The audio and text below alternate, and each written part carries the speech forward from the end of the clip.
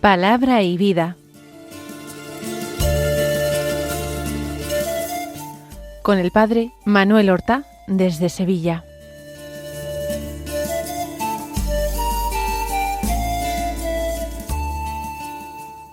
En el nombre del Padre, y del Hijo, y del Espíritu Santo. Amén. Alabados sean Jesús y María. Muy buenos días, queridos amigos, oyentes de Radio María y seguidores del programa Palabra y Vida. Hoy es el viernes de la segunda semana del Adviento, un viernes que es 13 de diciembre. En él la Iglesia celebra la memoria de la mártir Santa Lucía, una mártir muy popular, que vivió en Siracusa, y que murió con toda certeza en la persecución del emperador Diocleciano, esa misma persecución en la que murió Santa Eulalia de Mérida, que celebrábamos hace unos pocos días. Es la época de la tetrarquía en el Imperio Romano, donde van a gobernar el extenso imperio dos Augustos y dos Césares. Los Césares como cogobernadores, ayudantes sometidos a los Augustos. Y Diocleciano, que en principio tiene el poder supremo en el imperio, lo comparte con Maximiano y se hace ayudar por el César Galerio, así como en Occidente Maximiano comparte el poder con el César Constancio Cloro. La persecución tuvo una intensidad y una crueldad muy diferente según los puntos del imperio en que se desarrolló. Fue más virulenta en el Occidente, donde los gobernantes eran más declaradamente enemigos del cristianismo, aunque Galerio en concreto en Oriente también era muy enemigo y fue el que indujo a Diocleciano a ordenar la persecución. Santa Lucía, se hizo muy popular, es una de estas vírgenes mártires muertas en plena juventud y cuya muerte impresionó a los cristianos, que muy pronto le dieron culto y ese culto se difundió por toda la Iglesia, de manera que su nombre llegó a la plegaria eucarística primera, al llamado Canon Romano, en que se cita junto con otras santas mártires: Inés, Cecilia, Anastasia, Águeda, Lucía. Pues vamos nosotros a encomendarnos a los mártires en estos tiempos que son recios para la Iglesia, que necesitan cristianos valientes que proclamen la fe sin complejos, con fortaleza. Vamos a escuchar ahora la palabra de Dios que se proclama en la liturgia de la misa del día. La primera lectura, ya sabemos, del profeta Isaías. Hoy es una lectura particularmente corta, solo 3 versículos, del capítulo 48, los versículos 17 al 19, que dicen así: Esto dice el Señor, tu libertador, el Santo de Israel. Yo, el Señor tu Dios, te instruyo por tu bien, te marco el camino a seguir. Si hubieras atendido a mis mandatos, tu bienestar sería como un río, tu justicia como las olas del mar, tu descendencia como la arena, como sus granos el fruto de tus entrañas. Tu nombre no habría sido aniquilado, ni eliminado de mi presencia. Vamos a comenzar la meditación de cada uno de los versículos de este corto texto. Isaías comienza así: Esto dice el Señor, tu libertador, el Santo de Israel. Fijémonos en las 3 denominaciones que se dan a Dios: Señor, libertador y Santo de Israel. Señor es el título real. Se llamaba Señor al rey de Israel, al rey de Judá, se le llamaba Señor. Señor es el que ostenta un poder divino. También el rey humano ostenta un poder que le ha sido conferido por Dios y que lo ha constituido pastor del pueblo y juez del pueblo y padre del pueblo. Dios es el Señor por excelencia. Él tiene derechos plenos sobre nuestra vida. Él nos hizo y somos suyos, su pueblo y ovejas de su rebaño, como nos dice la misma palabra de Dios. Dios es nuestro pastor, por eso es nuestro Señor. El segundo título que se le da es el de libertador. La experiencia de Egipto ha marcado totalmente el nacimiento y la consolidación del pueblo de Israel. Dios se ha presentado a los israelitas oprimidos en Egipto, sometidos a dura servidumbre, como el libertador.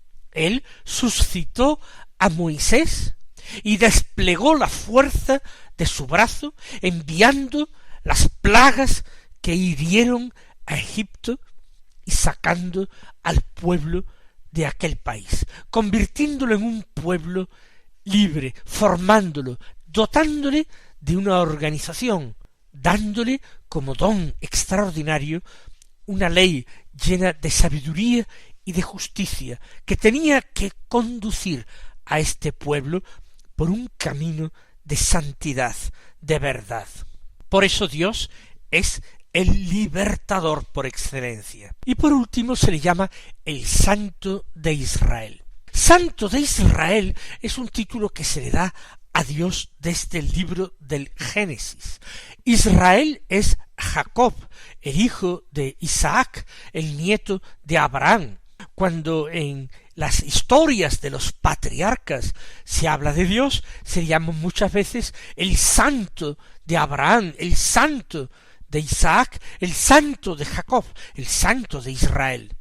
Ese es Dios. Santo porque es totalmente trascendente al hombre. Porque ni los cielos ni la tierra son suficientemente grandes para contenerle. Es el Dios totalmente otro y al mismo tiempo es el amigo de Abraham, el que se hace cercano a Abraham. Le escucha y se complace conversando con él, revelándole sus planes, dejándose interpelar por Abraham que intercede por Sodoma. Ese es el Santo de Israel. ¿Y qué es lo que dice este Dios que es Señor, libertador y Santo de Israel? Dice: yo, el Señor tu Dios, te instruyo por tu bien, te marco el camino a seguir. Dios se presenta de nuevo con ese título de Señor, el Señor tu Dios. Te instruyo por tu bien. Es decir, Dios ha adoptado el papel de un maestro. Él ha enseñado con paciencia a Israel, como el maestro enseña a un niño pequeño, obligándole a repetir las lecciones, a memorizarlas, evaluándolo con frecuencia, castigándolo cuando no asimilaba la enseñanza y obraba neciamente. Dios actuaba así. Actuó así en la historia de los patriarcas, actuó así en la historia del Éxodo y ha seguido actuando así en la historia de Israel durante la monarquía, primero de la monarquía davídica y salomónica y después de esa monarquía dividida en dos reinos, hermanos y rivales. Te instruyo por tu bien. En la instrucción entra también el castigo y entra la recompensa y el consuelo. Hay momento para castigar y hay momento para consolar del castigo. En estos momentos el libro de Isaías, el Deutero Isaías o segundo Isaías, nos presenta a un Dios que consuela a su pueblo después de terribles castigos. Lo consuela asegurándole que Él sigue siendo Padre, que su amor no se ha enfriado, que Él no ha rechazado a aquellos con quienes estableció una alianza sólida. Te instruyo por tu bien, te marco el camino a seguir. Exactamente como un maestro, exactamente como un padre, marcan el camino, lo muestran e invitan al niño a que lo siga. Es el camino del bien, es el camino de la bondad, es el camino de la verdad. Ese camino es el que Dios muestra a su pueblo para que lo siga. Y esto que afirmamos del Dios de Israel, y que el mismo Dios lo afirma por medio del profeta Isaías, lo podemos entender, que sigue siendo válido y totalmente actual para nosotros, ahora en el siglo XXI. Dios sigue siendo el Señor, aunque nuestro mundo y nuestra cultura le haya dado la espalda y viva en una terrible apostasía y niegue cualquier derecho de Dios sobre nuestra vida, y lo rechace de las instituciones y no reconozca en las leyes humanas la superior ley divina que tiene que ser respetada tanto por los individuos como por las sociedades. Dios sigue siendo nuestro liberador, liberador no ya de opresiones políticas humanas, también de esas en muchas ocasiones, pero es el que nos libera de esa tiranía invisible y sin embargo más terrible todavía, que es la tiranía del pecado, de la opresión del diablo.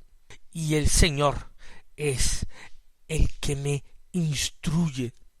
Él, el Santo de Israel, es mi maestro. Nuestra humanidad quiere o pretende haberse convertido ya en adulta y no tener necesidad de maestros, ni de padres, ni de tutores, y sigue sus caprichos, hace gala de ejercitar su libre albedrío, aunque siga caminos de perdición, de ruina. Vamos a escuchar al Señor, vamos a acoger al Santo de Israel, vamos a repetir las palabras de Isaías, y vamos a repetirlas con una conmovida admiración, descubriendo su verdad y su actualidad. Continuemos escuchando ahora desde esta perspectiva, personalizándolas, las palabras que siguen, lo que sigue diciendo Dios. Si hubieras atendido a mis mandatos, tu bienestar sería como un río. ¿Qué quiere decir que tu bienestar sería como un río? Quiere decir que no cesaría de fluir, que tu bienestar no sería algo efímero, sino constante, continuado, que tu bienestar estaría ligado con la vida, porque el agua es siempre sinónimo, siempre símbolo de vida. Comparar entonces la obediencia a Dios, la obediencia a los mandatos de Dios, con un bienestar que lleva a la vida, que inunda a la vida, que es constante, que no cesa de fluir. Es una bellísima imagen. Seguir los mandamientos de Dios no es simplemente otorgar un capricho a un Dios tiránico, injusto, a un Dios que se complaciera solamente en ser obedecido. Lo que a Dios le interesa es mi bienestar, mi vida, mi felicidad. Su objetivo principal no es que yo le obedezca, sino que yo viva y sea feliz, porque para eso me ha creado, no para la obediencia, sino para la vida y la felicidad, para compartir su existencia. Él me ha creado para divinizarme, para que yo reine con Él, para que yo señoree con Él. Pero precisamente por esto Él sabe que el camino para que yo alcance esa meta para la que fui creado es el camino de una progresiva identificación con Él, de una unión de voluntades con Él. Yo acepto lo que Dios quiere, haciendo mía la voluntad de Dios. Me uno a Él. Eso es atender sus mandatos, querer lo mismo que Dios quiere y ponerlo en práctica de una manera coherente. Si lo hubieras hecho, si hubieras atendido a mis mandatos, si hubieras conformado tu voluntad a la mía, entonces tu bienestar, tu felicidad, tu vida, sería como un río, abundante y constante. Sigue diciendo, sigue comparando. Tu justicia sería como las olas del mar. Las olas del mar son también constantes, una y otra vez llegan a la orilla y avanzan por la arena y se suceden una tras otra las olas del mar inmenso. Como las olas del mar sería tu justicia. Tu justicia es tu santidad. La justicia es la cualidad de Dios. La justicia, si es lo mismo que la santidad, ya hemos dicho, lo hemos mencionado en el primero de los versículos leídos, que era el versículo 17, el Santo de Israel. Seguir el camino de los mandatos de Dios nos hace semejantes al Santo de Israel. Hace que nuestra santidad, nuestra justicia, sea como las olas del mar, inagotables, continuas. Tu descendencia sería como la arena, no sería una existencia inútil, estéril, que se agota en sí mismo. Para el hombre del Antiguo Testamento, la descendencia era muy importante. Dejar huella en este mundo, ser uno mismo, eslabón de una cadena de vida que viene desde Dios. Pues si tú hubieras atendido a mis mandatos, si hubieras sido obediente, tu descendencia sería como la arena. ¿Qué quiere decir? Numerosísima como la arena. Se está refiriendo a los granos, a los granitos mínimos de arena en una playa, por ejemplo. Pues así sería la descendencia de Israel, así sería la fecundidad de este pueblo. Como sus granos, el fruto de tus entrañas, es decir, tan numerosos tus hijos, tus descendientes. No olvidemos que el hecho de que un pueblo fuera numeroso lo hacía fuerte frente a los enemigos, lo hacía rico porque podía producir más riqueza. Unos se apoyaban en otros en una extraordinaria muestra de solidaridad, de fraternidad. Pues todo esto se vincula a la obediencia a los mandatos de Dios. Y termina, tu nombre no habría sido aniquilado ni eliminado de mi presencia. El nombre de Israel, como el nombre de una persona, expresa su ser. Entonces, Israel, que ha sufrido castigos innumerables, que ha conocido experiencias de opresión y experiencias de destierro, no hubiera pasado por todo esto si no hubiera sido necesario. El castigo es necesario cuando el niño no aprende la lección, no obedece las normas que les imponen sus padres y sus educadores. Pues si Israel hubiera vivido de acuerdo con los mandatos de Dios, igual no habría sido aniquilado su nombre ni eliminado. Vamos a vivir nosotros con Dios como Israel debió vivir, para que todas las promesas dadas por Dios a Israel se hagan en nosotros realidad, se hagan verdad, multiplicadas por la santidad del Hijo de Dios, de Jesucristo, que derramando su sangre en la cruz nos otorgó la certeza del pleno cumplimiento y de la abundancia excesiva e inmerecida de los dones que Dios estaba dispuesto a otorgarnos.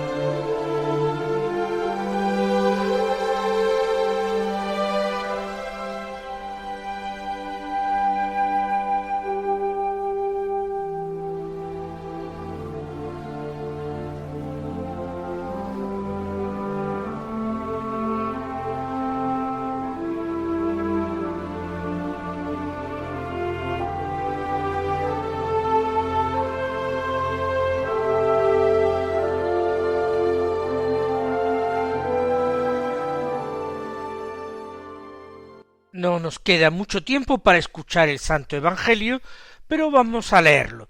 Es de San Mateo, capítulo 11, versículos 16 al 19, que dicen así: En aquel tiempo dijo Jesús al gentío: ¿A quién compararé esta generación? Se asemeja a unos niños sentados en la plaza que gritan diciendo: Hemos tocado la flauta y no habéis bailado. Hemos entonado lamentaciones y no habéis llorado. Porque vino Juan, que ni comía ni bebía, y dicen: tiene un demonio. Vino el Hijo del Hombre, que come y bebe, y dicen: ahí tenéis a un comilón y borracho, amigo de publicanos y pecadores.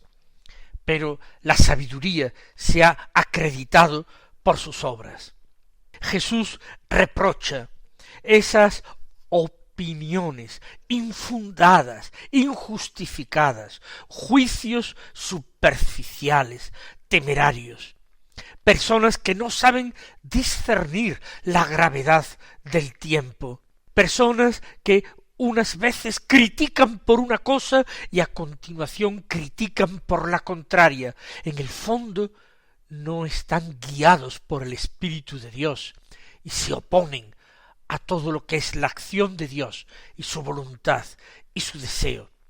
Ellos juzgaban al Hijo de Dios, pero como dice el Señor, la sabiduría divina se ha acreditado por sus obras, que nosotros sepamos siempre acogerla. Que el Señor os colme de sus bendiciones y hasta mañana si Dios quiere.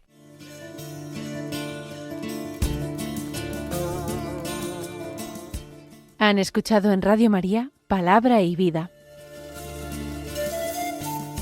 un programa que dirige el Padre Manuel Horta.